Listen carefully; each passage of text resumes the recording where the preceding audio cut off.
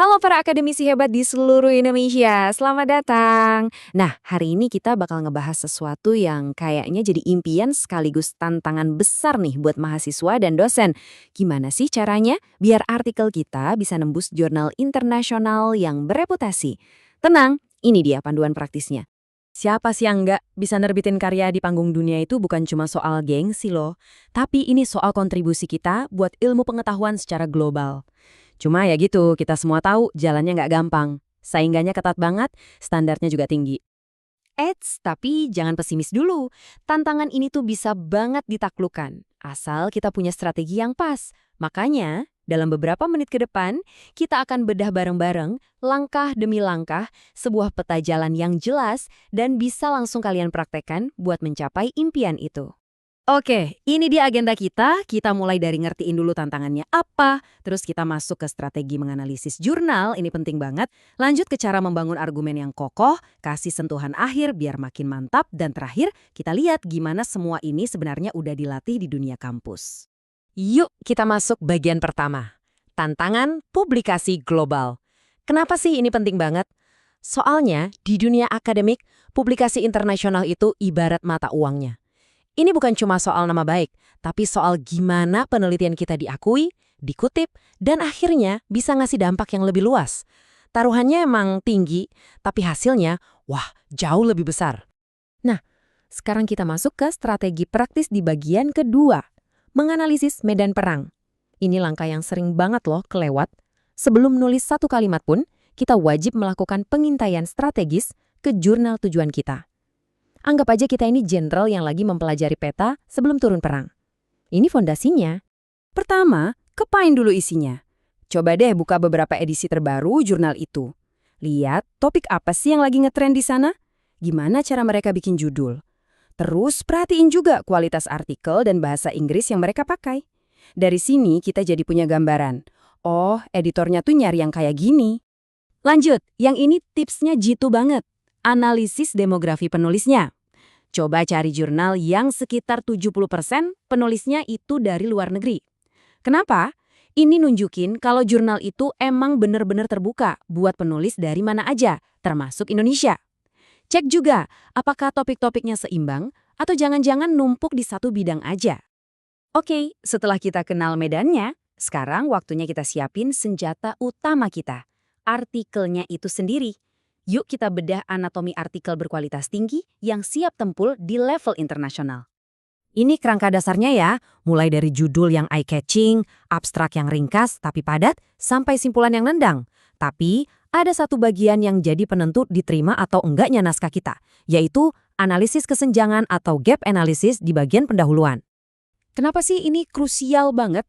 Karena di bagian inilah kita ngeyakinin editor dan reviewer kalau riset kita itu penting dan dibutuhkan. Kita nunjukin ada lubang nih di penelitian yang udah ada, dan artikel kita datang buat ngisi lubang itu. Tanpa ini, penelitian kita jadi kayak kurang punya alasan kuat untuk ada. Kalau kerangkanya udah kokoh, sekarang waktunya kita poles. Nah, inilah yang seringkali membedakan antara artikel yang diterima sama yang ditolak. Detail-detail kecil yang nunjukin kalau kita ini profesional dan teliti. Konsep paling penting di sini adalah novelty atau kebaruan. Ini bukan sekedar baru karena belum ada yang pernah neliti. Bukan.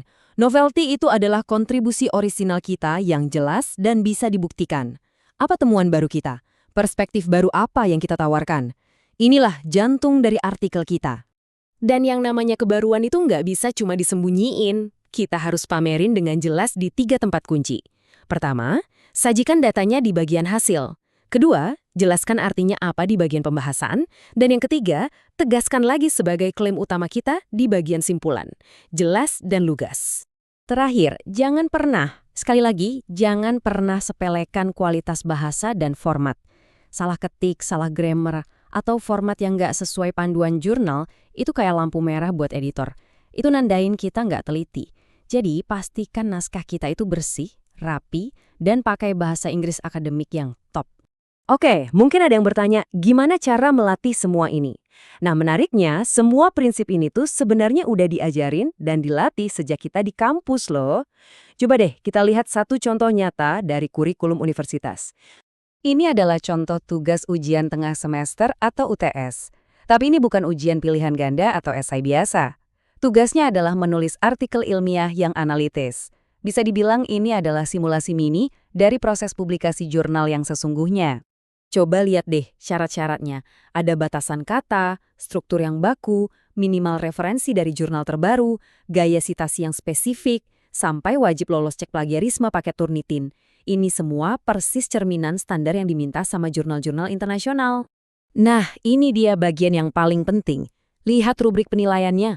Kedalaman analisis kritis itu bobotnya 30%, dan kekuatan argumentasi akademik 25%. Kalau dijumlah, itu udah 55% sendiri. Ini bukti nyata kalau yang paling dinilai itu bukan sekedar kita hafal konsep, tapi kemampuan kita untuk menganalisis dan berargumen secara ilmiah. Kutipan dari dosennya ini benar-benar menyimpulkan semuanya. Tujuan utamanya adalah melatih kemampuan analisis dan menulis. Dua pilar utama untuk bisa menembus jurnal internasional. Jadi, setiap tugas menulis di kampus itu sebenarnya adalah ajang latihan yang super berharga. Jadi, benang merahnya jelas banget kan? Proses yang kita lalui untuk ngerjain tugas kuliah yang berkualitas dengan analisis fajam dan argumen yang kuat, itu adalah proses yang sama persis dengan yang kita butuhkan untuk menulis artikel yang diterima di jurnal internasional. Kalau kita bisa kuasai yang satu, kita bakal siap untuk yang lainnya. Oke, kita udah bedah strateginya dari A sampai Z, dari hulu ke hilir. Sekarang, pertanyaannya kembali ke Anda. Dengan semua bekal ini, langkah konkret pertama apa yang akan Anda ambil untuk memulai perjalanan publikasi internasional Anda?